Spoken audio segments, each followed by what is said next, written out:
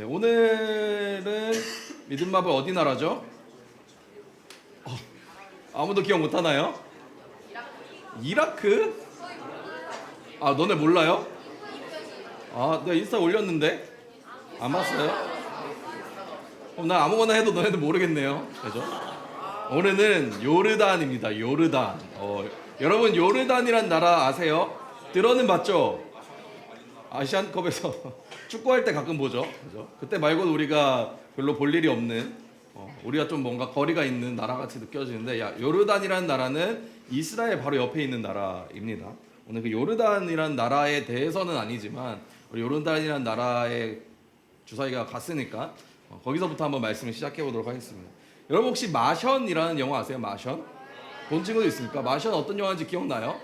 지금 좀 오래돼갖고 가물가물할 수도 있을 텐데, 마션은 그 화성에 혼자 남게 된 우주 비행사가 살아남는 이야기입니다. 식량도 없고 지구랑 연락도 안 되고 막 이렇게 그런 상황에서 살아남는 그런 스토리를 가진 영화인데요. 여러분 마션에 나온 장면 하나를 보여드리겠습니다. 사진이에요, 사진. 마션에 나온 사진 장면을 보면요, 저기 화성에 홀로 남겨진 우주 비행사의 모습을 볼 수가 있습니다. 여러분 이 영상 어떻게 찍었을까요? CG. 화성에 가서? 화성 가서? 비슷한 데 가서? 화성과 비슷한 데가 있습니까? 경기도 화성? 네, 죄송합니다. 자, 여러분 CG로 했을까요? 알고 보면 저희 다 초록색 화면이거나 아니면은 뭔가 아무튼 어떤 컴퓨터 기술을 빌리는 것일까요? 찾아보니까요, 여러분 이 장면을 실제로 현장에서 찍은 거예요. 지구에서. 어디서 찍었을까요? 어디 나라요? 와, 어떻게 알았어요? 놀랍네. 요르단이라는 나라에서 찍었대요. 여러분 요르단에요 와디럼 사막이라는 곳이 있는데요, 여기가 화성이랑 진짜 흡사하게 생겨서 유명하대요. 여러분 어디가 화성 같아요? 왼쪽 오른쪽 답이 써있긴 하지만 오른쪽 같죠? 그죠? 근데 여러분 진짜 사진을 보면은 너무 흡사한 거예요. 오른쪽에 보면은 가운데 잘 안 보이겠지만 헬리콥터가 있어요. 화성에서 헬리콥터를 날렸다고 해요. 지금 잘 안 보이긴 하지만 까만색 드론 같은 거. 아무튼 화성과 매우 흡사한 지역이어서 마션뿐만 아니라 스타워즈, 듄 뭐 이런 영화들도 저곳에서 찍었대요. 거의 CG를 사용하지 않고서도 화성에서 정말 화성과 같은 장면을 연출할 수 있는 장소가 바로 요르단의 와디럼이라는 곳입니다. 근데요, 이 땅이요 원래는 더 놀라운 것은 원래 바다였다고 합니다. 4만 년 전에는 이 사막이 전부 바다 속에 잠겨 있던 곳이었대요. 그런데 지각변을 거치면서 지금의 사막의 모습이 되었다라고 합니다. 세상이 이렇게 빠르게, 세상이 이렇게 많이 변했습니다. 여러분, 그리고 이제는요 정말로 인간이 화성에 갈 날이 다가오는 것 같아요. 그죠? 일론 머스크 아시죠? 일론 머스크 형님이 2030년대에는 화성에 사람을 보내겠다라고 이야기했습니다. 물론 예상보다 쉽지 않은 것 같긴 하지만 이제 막 사람들이 우주 여행을 가는 것도 막 상품으로 나오고 실제로 다녀올 수 있는 날이 곧 다가올 것 같습니다. 우주 산업이 정말 폭발적으로 성장하고 있다고 해요. 여러분들이 이제 대학교에 가고 세상에 나가게 되면 한 몇 년도쯤 돼요? 2030년도 넘어서 여러분들이 이제 대학교에 가고 혹은 이제 사회에 진출하게 되겠죠. 그때에는 지금과 다른 직업들이 많이 생겨날 것 같다 생각이 듭니다. 우주 비행사뿐만 아니라 우주의학, 우주 건축, 우주 농업 이런 것들이 많이 생겨나고 있다고 해요. 세상이 이렇게 빠르게 변하고 있는데, 그렇다면 하나님께서는 이렇게 막 새로운 직업들이 생겨나고 막 인간이 화성에 가고 달에 가고 하는 상황에서 하나님께서는 과연 그 시대에 그리스도인들에게 어떤 말씀을 주실까 고민을 해보았습니다. 여러분 창세기의 말씀은요 인류가 생겨난 최초의 인류에게만 하신 말씀이 아니라 여전히 변화하고 있는 이 세상을 살아가는 우리에게도 하나님이 주시는 말씀입니다. 그래서 오늘 함께 읽은 창세기 1장 28절 말씀을 보면서 최초의 인류에게 주신 말씀이지만 화성에 가게 되는 그 인류에게도 이 말씀이 여전히 유효하다라는 것을 오늘 함께 나눠보려고 합니다. 창세기 1장 28절 말씀 한번 다시 읽어봤으면 좋겠습니다. 우리 함께 읽겠습니다. 하나님이 그들에게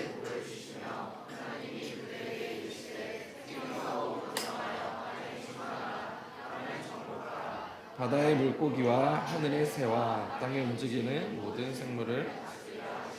성경 말씀은요, 이 말씀이 하나님이 인간을 창조하시고 난 다음에 인간에게 주신 말씀입니다.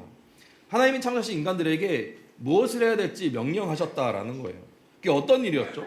생육하고 번성하여 땅에 충만하라, 땅을 정복하라, 모든 생물을 다스리라 말씀하신 것입니다. 하나님께서 인간을 창조하시고 충만하라, 정복하라, 다스리라 라고 명령을 하셨습니다. 여러분은 하나님께서 인간에게 이런 명령을 했다라는 것을 들으면 어떻습니까? 내가 하나님 말씀을 지켜야겠다 라는 생각이 듭니까? 아니면 나랑 별로 상관없는 그냥 하나님이 그냥 최초의 인류에게 하신 말씀 정도로만 느껴집니까? 하나님께서 인간에게 하신 명령 중에 땅에 충만하라, 땅을 정복하라 라고 하신 말씀은요, 지금 여러분들에게도 유효한 하나님의 명령이라는 것입니다. 2026년을 살아가는 우리에게 땅에 충만하라, 땅을 정복하라, 생명을 다스리라는 말씀을 어떻게 생각해야 되는지 한번 봤으면 좋겠는데요. 첫 번째로 땅에 충만하라는 의미를 한번 봤으면 좋겠습니다. 여러분, 충만하라는 말씀은요, 빈 곳을 채우라라는 말씀이 있어요. 앞서 말씀을 보면 생육하여 번성하라라고 하신 말씀에 많은 자손을 낳고 말 그대로 인구수를 늘려라, 이런 말씀으로 생각할 수 있습니다. 여러분 혹시 스타크래프트 게임 아세요? 좀 오래되긴 했는데 스타크래프트 들어는 봤죠? 몰라요? 아예 몰라요? 슬프네요. 네. 간사님 아시죠? 스타크래프트. 네. 여러분 이 게임의 인구수가 최대 몇인 줄 아세요? 10억이요? 200입니다. 200. 네, 인구수가 200인데 마치 인구수 200을 다 채워라 하는 말씀처럼 땅에 충만하라는 말씀을 생각할 수도 있습니다. 물론 그런 의미이기도 해요. 그러나 이 말씀은 그보다 더 풍성한 의미를 담고 있다는 거예요. 그래서 과거부터 많은 그리스도인들은요, 세상을 발전시키고 세상에서 어떤 가능성을 발견하고 문화를 만들어가라라는 말씀으로 하나님의 명령으로 이 말씀을 생각하셨다라는 거예요. 한번 생각해보세요. 하나님이 세상을 만드셨어요. 우리 창세기 말씀을 보면 하나님이 세상을 창조하신 내용이 나오잖아요. 근데 그 내용 안에는 어디에도 하나님이 스마트폰을 만드셨고 하나님이 뭐 자동차를 만드셨고 뭐 약을 개발하셨고 이런 이야기들은 없습니다. 하나님께서 자신이 만든 세상에서 인간이 그러한 가능성을 발견하고 발전시켜 나가는 것, 그렇게 이 세상을 만들어 나가는 동역자로 인간을 부르셨다라는 것입니다. 그래서 사람들은요, 하나님께서 땅에 충만하라라는 말씀을 듣고요, 세상을 발전시키고 문화를 만들어 나갔습니다.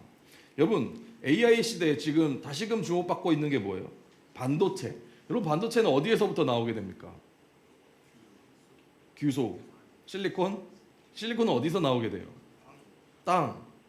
땅 맞긴 한데 보통 모래라고 하죠, 그죠? 모래에서부터 시작이 됩니다. 그 안에 실리콘을 발견하고 가공하고 정말 작은 칩으로 만들어가요. 화성에 로켓을 보내는 기술은 뭐 이렇게 그냥 갑자기 하늘에서 뚝 떨어진 게 아니잖아요, 그렇죠? 사람들이 지구에서 물리법칙을 발견하고 가능성을 만들어 나간 그 결과입니다. 이렇게 복잡한 기술 말고도 한번 생각해 보세요. 여러분들이 좋아하는 것, 빵 어떻게 만들어요? 밀을 농작해서 그걸 가공해서 빵을 만들어내잖아요. 광석을 캐서 건물을 세우고 이런 것처럼 인간은 계속해서 하나님 만드신 이 세상에서 가능성을 계속 만들어 나갔다는 거예요. 그게 바로 충만하라라는 오늘 말씀입니다. 두 번째, 땅을 정복하라라는 말씀이 있어요. 여러분, 정복하라는 말씀의 이 어감이 어때요? 정복하라. 약간 어때요? 정복하라. 땅을 정복하라. 부정적일 수도 있고 혹은 좀 뭔가 폭력적인 것 같기도 하고 뭔가 좀 강력한 그런 느낌이 들죠. 그래서 좀 많은 오해를 가져온 말씀이기도 해요. 정복하라는 말씀 들으면 뭔가 짓밟아야 될 것 같고 빼앗아야 될 것 같고 내 마음대로 해야 될 것 같다는 생각이 듭니다. 그래서 마치 자연을 마음대로 이용하고 힘을 가지고 지배하라는 명령처럼 들립니다. 실제로 이 정복하라는 이 단어는요, 성경에서요, 다른 성경 말씀 찾아보면 실제로 이런 의미예요. 전쟁을 해서 그 나라를 정복해라. 힘으로, 강력한 힘으로 저 사람을 너의 노예로 만들어라 할 때 정복하다라는 단어를 썼다라는 거예요. 실제로 그런 우리가 생각하는 의미가 맞습니다. 그런데 오늘 말씀을 생각하면 조금 다르다는 거예요. 오늘 창세기 1장 28절에서 정복하라라는 말씀을 쓰셨을 때에는 정복할 적도 없고 뭔가 내가 힘써서 어떤 사람의 힘으로 누구를 이렇게 내 종으로 삼아야 되는 상황도 아니었다라는 거예요. 너무나도 평안한 상태, 평화로운 상태에서 하나님이 땅을 정복해라라고 말씀하십니다. 그러니까 우리가 생각하는 것처럼 어떤 전쟁을 해서 다른 사람을 내가 힘으로 제압해야 되는 상황이 아니라는 거예요. 그런 상황이 전혀 없는 상태에서 하나님이 땅을 정복하라라고 말씀하신 것은 싸워서 빼앗는 것이 아니라 주어진 세상 안에서 질서를 세우고 가능성을 발견하라라는 말씀이라는 것입니다. 한번 여러분 상상해 보세요. 아름다운 정원이 있어요. 정원. 여러분들 집엔 정원이 없죠? 저희 집에도 없어요. 정원이 있다고 생각해 봅시다. 아름다운 풀이 있고 막 나무가 있고 꽃이 있습니다. 정원사가요. 정원을 정복한다라고 했을 때 어떤 의미일까요? 막 가고 꽃을 막 짓밟고 나무 베어내고 이런 게 정복하는 거예요. 정원사에게. 정원사에게는 정원사가 자기에게 맡겨진 정원을 뭔가 다스린다라고 했을 때에는 흙을 고르고 씨앗을 심고 물을 주고 아름답게 가꾸는 것이 정원사가 이 정원을 어감이 좀 그렇지만 정복한다, 다스린다라고 우리는 볼 수 있습니다. 마찬가지입니다. 과학도 마찬가지예요. 우주로 가는 로켓을 만들기까지 우리는 수많은 법칙들을 발견하고 수없이 실험하고 연구해서 만들어냅니다. 그 모든 것들이 하나님 만드신 이 세계의 질서를 탐구하고 발견하고 질서를 세우는 것, 그것이 바로 오늘날 우리에게 하나님이 정복하라라고 하신 그 말씀의 뜻이라는 것입니다. 그런데 우리는 때로는 어떤 분야는 하나님과 상관없는 것처럼 생각해요.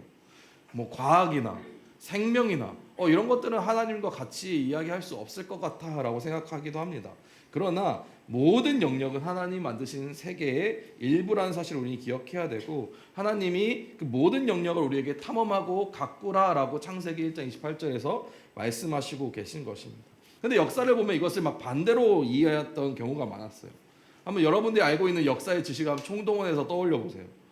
산업혁명 시대에 유럽의 국가들이 산업화를 위해서 식민지를 만들고 하는 일들, 그런 것들을 성경적인 사명이라고 생각을 했어요. 그 당시에 사람들은 정복하라 하셨으니까 발전시키기 위해서, 다스리기 위해서 자신의 힘을 사용했다는 것이. 환경 파괴 문제도 똑같아요. 똑같이 환경도 생각하지 않고 발전시키기 위해서라면 어떠한 피해도 감수하는 일들이 역사에 있었다라는 것입니다. 그래서 오늘날 기후 위기나 환경 파괴가 심각한 문제가 된 것입니다. 충만하라는 말씀은요, 또 다른 사람과 환경을 생각하지 않고 더 많이 얻기 위해, 더 나 혼자 충만해지기 위해서 사람들이 노력하는 잘못된 생각들이 있었습니다. 그래서 착취의 근거가 되었고, 정복하라는 말씀은 전쟁을 합리화하는 지배의 논리가 되었다는 거예요. 이러한 문제는 하나님이 우리에게 하신 명령의 방향이 잘못되었을 때 일어나는 것입니다. 이 명령이 누구를 위한 것인지 잊었기 때문에 이러한 오류가 발견했다라는 것이에요. 그래서 저는 오늘 말씀을 준비하면서 이전에 우리 팀웨이브 리더십 강의가 좀 떠올랐습니다. 리더십 교육에서 많은 선생님들이, 많은 전문가들, 집사님들이 오셔서 우리가 여러분들이 살아갈 미래는 어떤 모습인지, 어떤 직업이 생겨나고 없어질지 생각해보라고 이야기했습니다. 우리 처음 이야기했던 것처럼 화성과 닮은 그 요르단의 와디럼 사막이라는 곳에서 마치 화성에서 찍은 것처럼 촬영을 했어요. 근데요, 미래에는 조만간 얼마 지나지 않아 진짜 화성에서 찍은 영상을 가지고 영화를 만들 수도 있겠다라는 생각을 하게 되었습니다. 그래서 그리스도인이라면, 하나님을 믿는 믿음을 가진 사람이라면 이런 엄청난 기술이 발전하고 변화한 세상에서 우리는 어떻게 살아가야 될까를 늘 고민해야 된다라는 것입니다. 그래서 오늘 말씀의 뜻을 바르게 세우고 기억해야 된다라는 거예요. AI가 하루가 다르게 발전하고 우주 산업이 막 개발되고 있는 이런 시대에 그리스도인은, 여러분들은 어떻게 살아야 되겠습니까? 기술의 발전을 무조건 무서워하거나 혹은 무조건 따라가고 맹신하거나 해서는 안 된다는 것입니다. 여러분이 학교에서 배우는 수학과 과학과 영어, 이 모든 것들이 결국 어디에 쓰일지 여러분 한번 고민해야 된다는 거예요. 취업이 잘 되니까, 돈을 잘 버니까 여러분들이 직업을 선택하는 것이 아니라, 물론 그런 현실적인 이유도 있겠지만 거기서 멈추는 것이 아니라 여러분들이 배우는 이것이, 내가 가지게 될 그 직업이 누구를 위해 일을 하게 될 것인지, 무엇을 하게 될 것인지 여러분 고민해야 된다라는 거예요. 그것이 바로 창세기 1장 28절에서 땅을 정복하라, 충만하라 라고 말씀하신 하나님의 말씀의 방향을 바르게 세우는 것입니다. 어쩌면 여러분들 여기 있는 누군가는, 한번 주변을 돌아보세요. 누군가는요, 진짜 일론 머스크와 함께 스페이스 X에서 우주선을 개발할 수도 있어요. 누군가는요, 엄청난 생명공학자가 될 수도 있습니다. 조금 그럴 리가 없는데 라고 생각하는 것 같지만 그럴 수도 있어요, 여러분. 그런데 그 자리에서 여러분들이 끊임없이 고민해야 된다는 거예요. 이것들을 해서 과연 누구를 위한 일을 하고 있는 것인가? 하나님이 창조하신 세상에 충만하는 것인가? 하나님이 말씀하신 대로 이 세상을 잘 가꾸는 일 가운데 우리가 일하고 있는 것인가? 아니면 내 욕심을 위해서, 아니면 나의 돈을 위해서, 나의 명예를 위해서만 다른 사람이 고통스러운 것, 하나님이 창조하신 세계가 파괴된 것 신경 쓰지 않고 하고 있는 일인가를 고민해야 된다라는 것입니다. 말씀을 정리하겠습니다. 여러분은 미래에 대해서 얼마나 고민하고 상상하고 계십니까?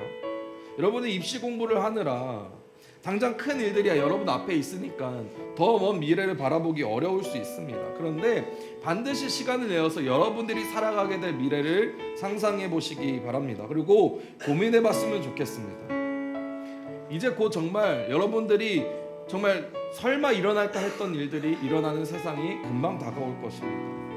그 시대에도, 그 시대를 살아가는 여러분들에게도 여전히 하나님께서는 이 땅에 충만하라, 이 땅을 정복하라, 다스리라 라고 말씀하시는 거예요. 그러면 과연 우리는 이 하나님의 말씀을 어떻게 지키며 살아갈 수 있을지 고민해야 됩니다. 저는 여러분들이 어떤 사람이 무엇이 되고 싶은가라는 질문보다 무엇을 위해 그 일을 하고 싶은가를 고민해 봤으면 좋겠다는 생각이 듭니다. 하나님께서는 이 창조하신 세상에서 우리 모두가 풍성하게 누리며 살아가기를 원하십니다. 그러나 나만의 유익을 위해 살아가는 것이 아니라 하나님 만드신 이 세상과 이 모든 세상의 사람들을 위해서 이 땅을 채우고 다스리고 정복하시기를 바라는 분이십니다. 이 말씀을 기억하면서 여러분들이 정말 하나님의 뜻의 방향을 바르게 세워나가는 그리스도인이 되었으면 좋겠습니다. 함께 찬양하면서 기도하겠습니다.